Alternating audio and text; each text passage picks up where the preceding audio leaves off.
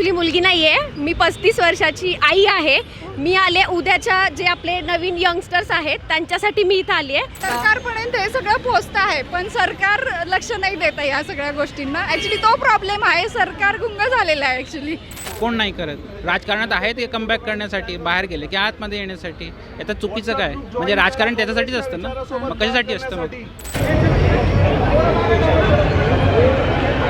नाही का माझं टक्कल वगैरे जायला आलेलं आहे, तरी जॉबची सिक्युरिटी नाही आहे. ठीक आहे, हिला पण आम्हाला हॉटेल मॅनेजमेंट करायचं, पण हिची परिस्थिती नसल्यामुळं ही हॉटेल मॅनेजमेंट म्हणजे हिचं ड्रीम ती कंप्लीट नाही करू शकत. तर त्या दृष्टीने सुद्धा ह्या गोष्टीवरती विचार करून राहुल सरांनी आमच्यासाठी एवढं शिक्षणासाठी पाऊल उचलावे व्यवस्थित आणि व्यवस्था करा. तर आपण ह्याच्यामध्ये उतरणार, 100% राहुल गांधींना सपोर्ट करणार.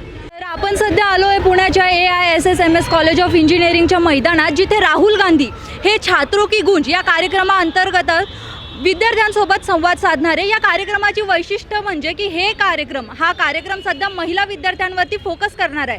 तर त्यांच्या अडचणी काय आहे, त्यांच्या करिअर अपॉर्च्युनिटीज किती आहे, किंवा त्यांच्या सेफ्टी रिगार्डिंगचे जे कन्सर्न आहे त्या सगळ्यांबद्दल राहुल गांधी आज त्यांच्याशी स्वतः संवाद साधणार आहे. तर जाणून घेऊया इथल्या महिलांच्या अडचणी काय आहे, किंवा त्यांचा विचार काय आहे, किंवा त्यांचा दृष्टिकोन या कार्यक्रमाला घेऊन काय आहे. मी प्रियांका, मी ॲक्च्युली मुलगी नाही आहे, मी 35 वर्षाची आई आहे.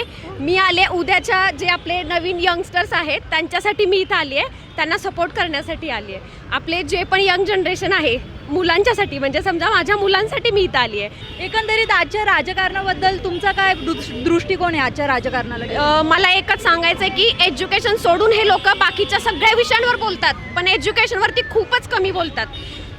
जास्त करून ते आपल्याला लाईट मिळाली पाहिजे, पाणी मिळालं पाहिजे, हे तर खूप बेसिक गोष्ट झालं आहे. ह्याच्यामध्ये एज्युकेशन ही सगळ्यात पहिल्यांदा आलं पाहिजे. बिकॉज एज्युकेशन हा प्रत्येक लहान बाळाचा, जन्माला आलेल्या बाळाचा सुद्धा तो हक्कच आहे.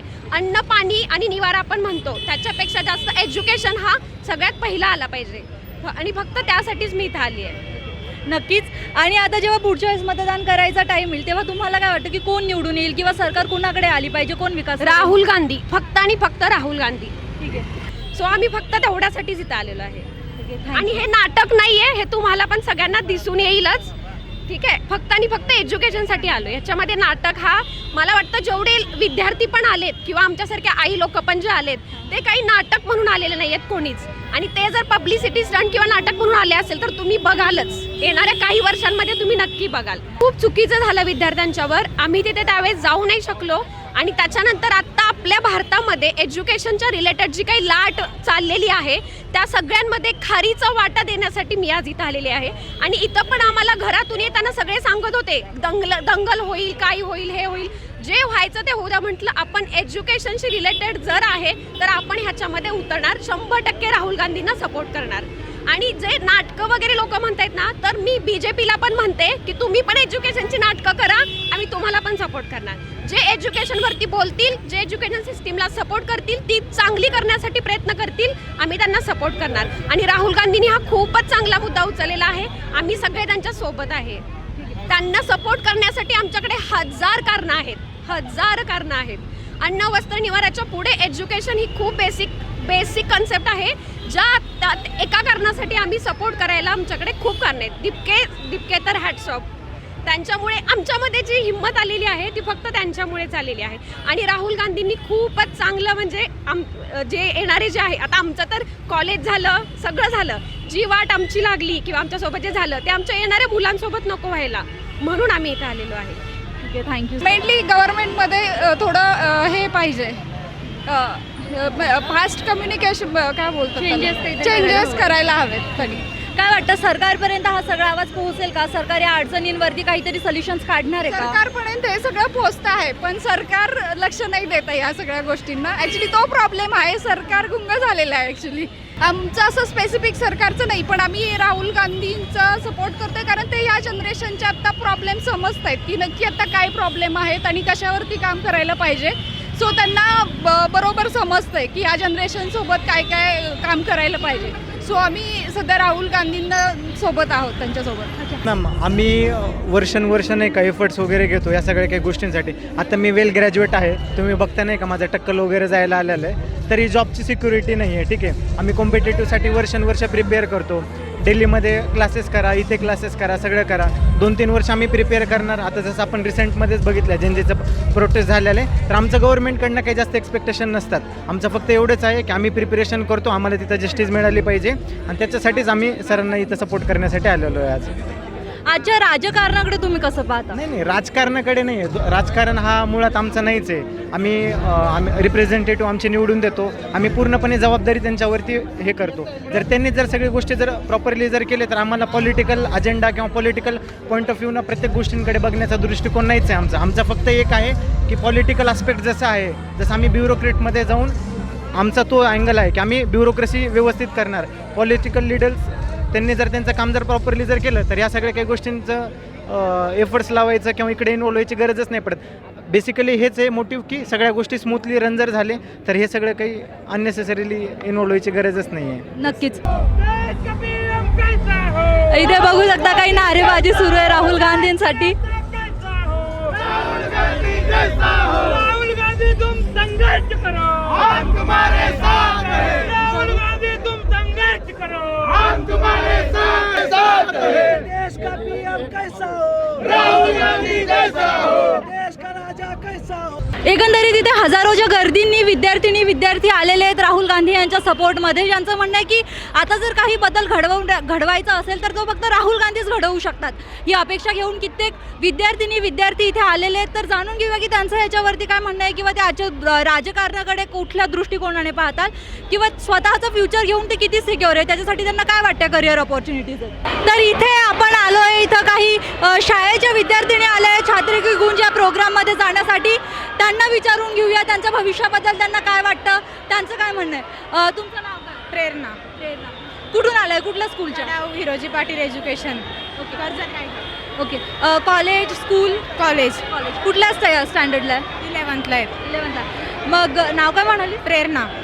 प्रेरणा, काय वाटतं पुढे जाऊन काय करायला पाहिजे? सायन्स आहे, कॉमर्स आहे, काय कुठली स्ट्रीम आहे? Commerce, English commerce. काय बनायचं आहे मोठं? मला लॉचं करायचं आहे. लॉयर बनायचं आहे. ओके. तर मला एक सांग, एकंदरीत या भारताच्या एज्युकेशन सिस्टीमला घेऊन तुझा काय दृष्टिकोन? मी रॉंग पण नाही बोलू शकत, राईट पण नाही बोलू शकत. मला कन्फ्यूज झाले मी पण, कारण की आम्हाला आता आमचं कॉलेज आहे त्याच्याबद्दलच मी बोलते. आमच्या कॉलेजसाठी पण व्यवस्थित अजून जागा नाही आहे, काय सुविधा नाही आहेत. आमचं कडावचं जे कॉलेज आहे ना, बाजूचे खूप सारे मुलं त्या कॉलेजला ॲडमिशन घेतात, खास करून मुली. तर त्याच्यासाठी आम्हाला नाही प्लेग्राऊंड, कारण की आमच्या क्लासमधले जी मुलं आहेत कॉलेजची त्यांचे एवढे उत्कृष्ट आहेत ना ती खेळामध्ये वगैरे, पण त्यांना प्रॅक्टिससाठी जागाच नाही. ते पुढे काय जातील? माझं एवढंच म्हणणे, ते पुढे काय जातील? आम्हाला कॉलेजसाठी व्यवस्थित जागा दिली. हुशार आहेत आम्ही, सर्वच हुशार आहेत, प्लेमध्ये सगळ्यामध्येच आहेत. आम्हाला चांगलं ग्राउंड कॉलेज द्यावं, बस आमची एवढीच इच्छा आहे. आणि एज्युकेशनबाबत म्हणजे थोडीफार फीजमध्ये फरक काढावा, कारण की सगळेच लोक रिच नसतात, काही मिडल क्लास आहेत, प्रत्येकाला जमत नाही फीज भरणं वगैरे. मॅडम, जे ग्रॅज्युएशन झालेले आज मुलं आहेत ते पण घरी बसतात, जॉबच नाही आहेत. मग मुलांनी शिक्षण घ्यायचं की नाही घ्यायचं? पुढे जॉब नाही आहेत, आम्हाला पेमेंट आहे, मग आम्ही शिक्षण घेऊन करणार काय आहोत? बरोबर ना? करण्यासारखं काय राहिलंच नाही आहे. क्योंकि बॉयज़ भी देख लें कि हम बहुत सारे लोग हैं, क्या सेफ नहीं है हमारे लिए, लड़कियों के लिए कुछ भी सेफ नाही, कोई जगह भी सेफ नाही आहे. आम्ही ट्रॅव्हलिंगमध्ये जातो ना, तिथे पण नाही आहे आमच्यासाठी सेफ, काहीच नाही आहे. मग आमच्यासाठी सेफ सुविधा, आता बोलायचं झालं तर मुलींना म्हणजे पूर्णपणे मोकळा श्वास घेऊ शकत नाही आहेत मुली. रेप केसेस होतात, ॲक्शन कोण घेत आहे? ॲक्शन घेत आहे? काय करते? काहीच नाही करत आहे. आमच्यावरती कोण? मुलींमध्ये असंच मुलींवर रेप झालं, मुलींना सोडून देतात का? मग त्यांच्या आईबापांना काय वाटत नाही का त्यांच्याबद्दल? किंवा तुला राहुल गांधीला एखादा प्रश्न विचारायचा चान्स भेटला तर तू कुठला प्रश्न विचार? मुलींच्या सेफ्टीबद्दल, मुलींच्या एज्युकेशनबद्दल. आर्थिक एखाद्या व्यक्तीची, एखाद्या फॅमिलीची आर्थिक बाजू नाही आहे, नाही करू शकत शिक्षण, त्याच्या मुली हुशार असून पण पुढे नाही जात, तर त्याच्याबाबत तुम्ही काय कराल? बस माझं एवढंच म्हणणं आहे, तेवढंच मी त्यांच्याशी मांडणार आहे. खूप खूप शुभेच्छा तुला पुढे जाऊन. All the best. थँक्यू. आम्ही डॉक्टर्स आहे. आम्ही आमचं एज्युकेशन रशियामधून केलं आहे. मे बी तीच आमची चूक झाली असेल, कारण इथं आल्यापासून पोरं आमचे जे आहेत ते खूप जास्त अमाऊंटमध्ये फेल होत आहेत. पण आम्हाला रिझनच मिळत नाही की आम्ही का फेल होतो आहे. आम्हाला ट्रान्सपरन्सी हवी होती, ती ते द्यायला तयार नाहीत. परत आमचे क्वेश्चन्स बाहेर येत नाहीत, आन्सर की बाहेर येत नाही. हे आमचे सर आहेत जसवंत सिंग यादव, हे पण एक डॉक्टर आहेत आणि हे आता हंगर स्ट्राईकवर बसले आहेत. आज त्यांचा 3रा दिवस आहे ते हंगर स्ट्राईकवर, पण तरी काहीच रिस्पॉन्स नाही. आम्ही त्यांच्याकडे जातो, ते आम्हाला मीटिंगला बोलवतात आणि नंतर आम्हाला सांगतात 24 आवर्ससाठी थांबा, 48 आवर्ससाठी थांबा, पण काहीच जस्टिस मिळत नाही आम्हाला. आणि आमचा प्रॉब्लेम असा आहे आम्हाला जस्टिस पाहिजे, न्याय पाहिजे आम्हाला FMGसाठी. या छात्रों की गुंज प्रोग्राममधून तुमच्या राहुल गांधीकडनं काय अपेक्षा आहे? आय होप ते आमचा मुद्दा पार्लमेंटमध्ये उचलतील आणि त्यामधून आम्हाला कारण की काहीतरी सर 3 दिवस झाले की हंगर स्ट्राईकवर बसलेत आणि अजून किती दिवस हे चालणार. त्याच्यावरती कोणी काहीच ॲक्शन घेत नाहीये, कोणी लक्ष देत नाहीये, काय ॲक्शन घेत नाहीये. फक्त सर बसलेत हंगर स्ट्राईकवरती. फक्त आम्ही सगळे मुलं तिथं प्रोटेस्ट करतोय बट काहीच ॲक्शन होत नाहीये.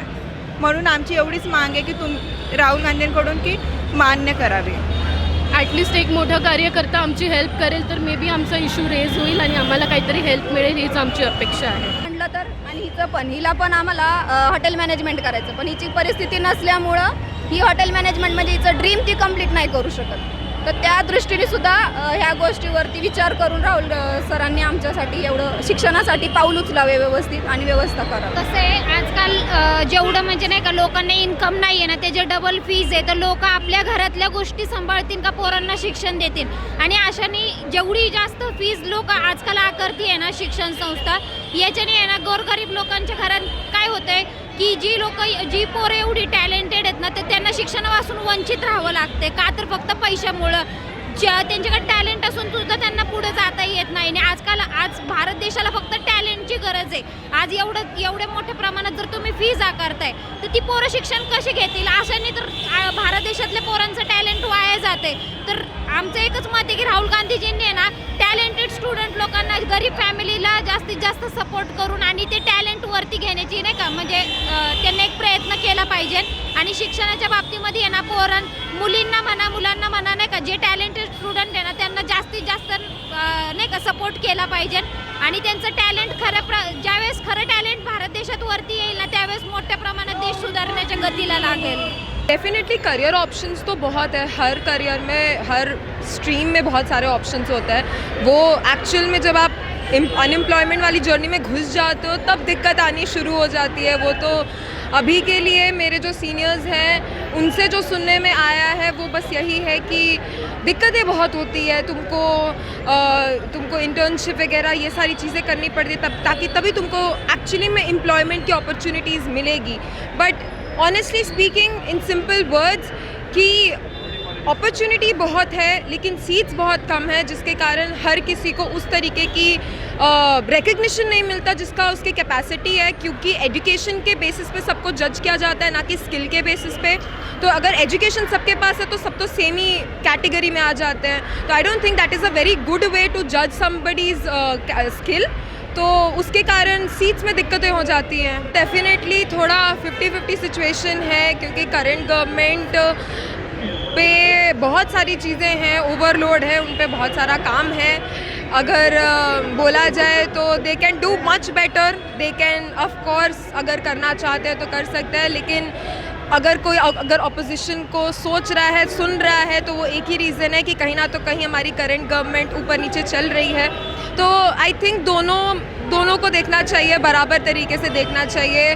मैं खुद न्यूट्रल साइड रहती हूँ. तो the whole reason I came here is I want to listen to what Rahul Gandhi has to say in पूरे टॉपिक पे. उनका क्या है, वो क्या प्रोवाइड करना चाहते हैं. आई थिंक मैं ये जानना चाहती हूँ. तो इस पर मैं थोड़ा कम ही बोलूँगी कि बस मैं सुनने आई हूँ, मैं सीखने आई हूँ.